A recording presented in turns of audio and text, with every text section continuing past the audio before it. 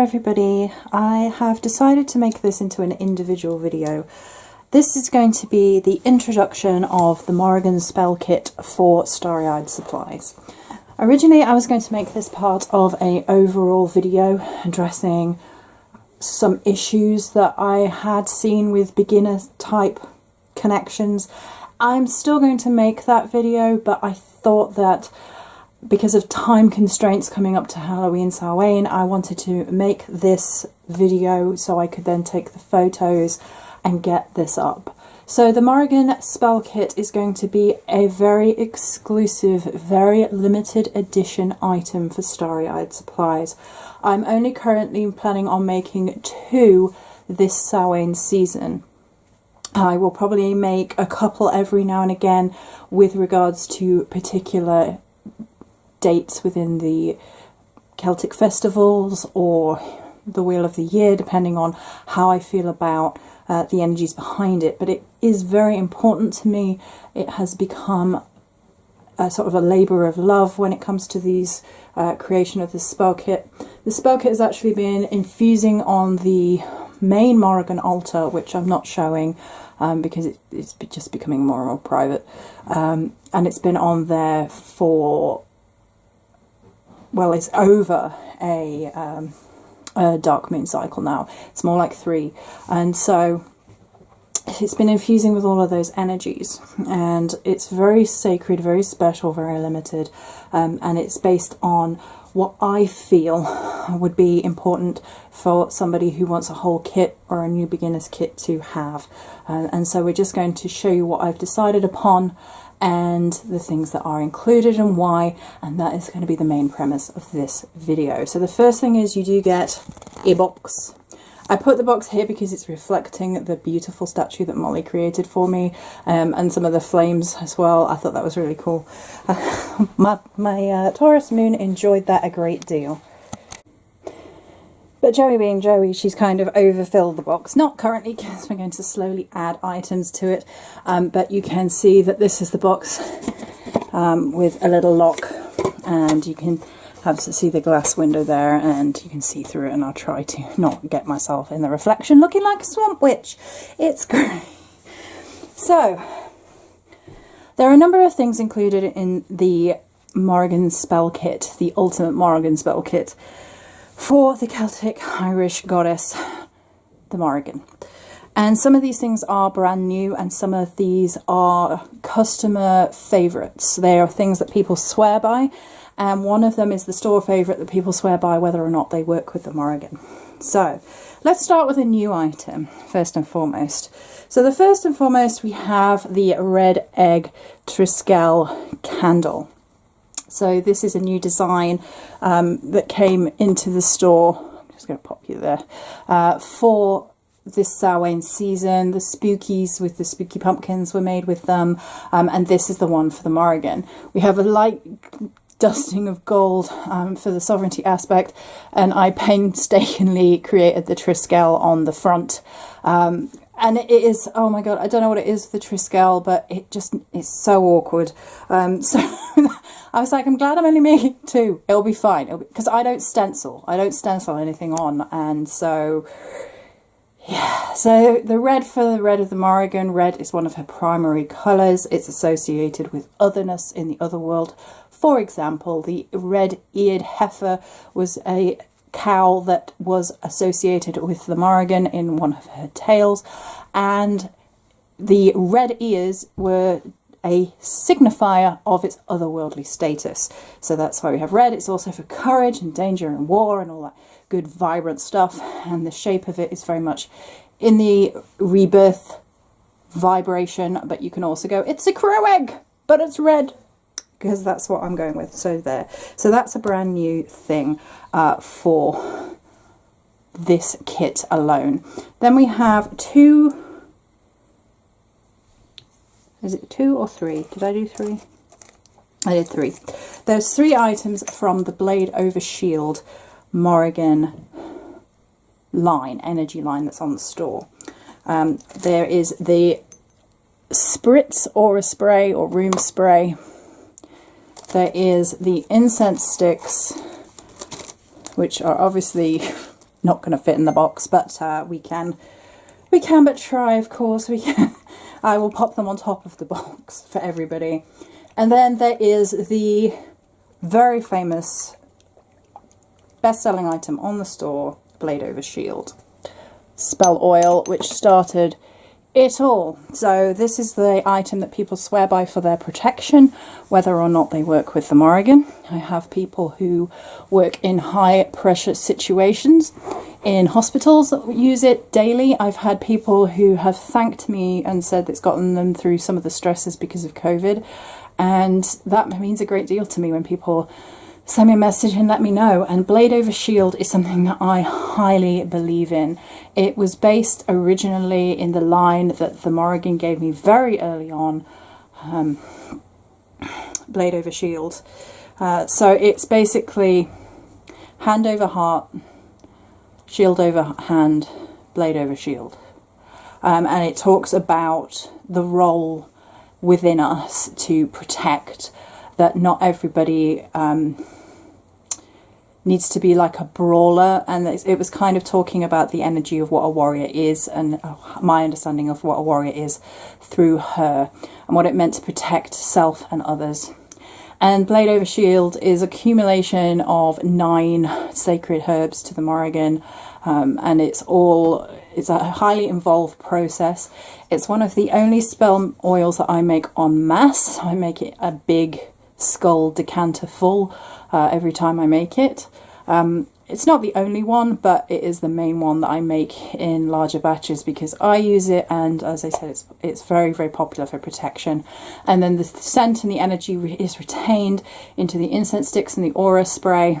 And this spray is great for if you don't want a lot of smoke, and the incense sticks, they are what they are, but they smell really lovely, and they really add a wonderful dimension of protection energy when working spell work, or when working with the warrior aspect of the Morrigan in particular. So then we have 2 little vials which are also coming with the spell kit itself. One contains Mammam black salt. So Mammam Morrigan black salt is my rendition of black salt, which is given in offering to the Morrigan. It contains crow feathers, wild crafted from the English countryside, and my own recipe that creates the usual protective quantities of Mammam black salt. And then the second one is 3 blackthorn spines. Blackthorn is quite frequently associated with the Morrigan. It's a wonderful ogham strafe. A lot of people kind of fear it the same way some people fear the Morrigan, because it's overcoming obstacles most of the time, and it has that energy of piercing the veil, to pierce through, to overcome one's difficulties. It can mean strife and it can mean difficulty, and it's a bit like that sort of tower card momentum a little bit, and that means some people have difficulties with it, but blackthorn is wonderful to work with, and there are 3 English wildcrafted blackthorn spines in here. So then, talking of wildcrafted, we have a wildcrafted crow feather, and then we have the... I love this. So I created one of these for Baba Yaga in the Baba Yaga cycle on Patreon, and Morrigan was like, excuse me, so she has the revved up version of one of these. So if you're on Patreon, you've seen it, and the competition winner that cycle got one as well. I think they actually might have gone out in the boxes for the top, well, the old top tier on there. But this is a bit like the cooking spit of the Morrigan, only a modern rendition. So as you can see, it has the hat pin needle attached into the crow feather, along with a wildcrafted, environmentally safe, found from predeceased crow vertebrae, and then garnet and... It was a white jasper and a obsidian crystal on the end. And so it also comes with its little thing, so it's not sharp. But this is kind of wonderful, and so I will ascribe to you what I was doing with them. And so I don't want to stay the right way up. You're going to have to balance me that way. Fine. Balanced. Feather at the back there. You can just see the face poking through. That's great. So the needle, or the stand-in cooking spit.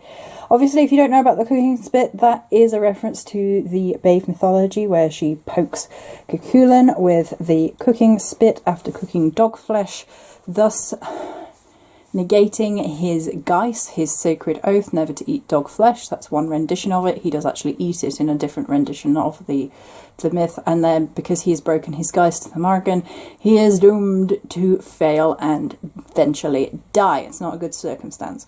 But in this circumstance, there is sort of a double edge to why I decided to create it. The Morrigan is the balance, and what you decide to do with your tools is of your business. So on the one hand, it can be used as a tool to pierce things, pierce the veil, quote unquote, as a symbolic offering, well no, as a symbolic ritual tool to work with the other side. It kind of has the same energy as if you were unlocking something with a key and you were using a key as a symbol of unlocking, and it can also be used in baneful magic should you wish to partake in that. I'm not going to judge. It's everybody's own business what magic they partake in. It can of course also be used as a scribing tool, so if you want to use it only for inscribing candles for the Morrigan, that would be wonderful, or of protection or of death rituals, things like that. Have a special scribing tool where you could carve things into candles or other malleable spell items. You could do that too. So really that's up to you what you do with it. Next up we have an obsidian arrowhead. It's kind of self-explanatory, but it's one of the first things that I had on the Morrigan altar way back. I've always kind of loved them. I love the idea of them. Plus, if there's any White Walkers, you're covered, so you're welcome. And we also have, now this is already in the store, you can get one of these in the store singularly, but I really do enjoy them. This is Neath a Corvid's Wing spell charm. It's the protection charm with the wildcrafted crow feathers in it, and a hawthorn spire amongst other things, and everything does not want to stand up now. Of course not. So then we have some of the Phantom Queen Simply Starry Smudge Loose Incense. Boop! This is the new one for the Morrigan. I absolutely adore this. It's really potent. I'm just gonna, well, you can kind of see it there. So the Phantom Queen, Temple of the Phantom Queen, is for the Morrigan, particularly the goddess Bave, the aspect of the Phantom Queen, honouring the dead, working with the ancestors, spectral magic, psychic and prophetic work, death cycles, shadow work. It's evocative with a deep smokiness, bonfire scent, with honey and amber tones weighted into earthiness. Originally I had felt called to redesign a candle, right? So not this candle, but a different candle. And Bave was like, no, I want a whole thing, because originally I was going to call it the Red-Mouthed Bave after one of her titles, and it ended up being the Phantom Queen because she insisted, but I was like, I want the Red-Mouthed Bave to be involved in this description at least, because that's some of the colour palette, as you can see. The visualization and energy behind the temple of the Phantom Queen included the many places of death, a roaring bonfire in great halls to commemorate battle, as the honeyed spiced mead is drank and offered to the memory of the fallen and the gods. It is the fire and earth by the barrow side as the dead are honoured and mourned in rituals by the setting sun. It is the otherness on the air, offering a lull and lilting state that wafts into the unconscious just before the shocking, piercing scream of the banshee is heard.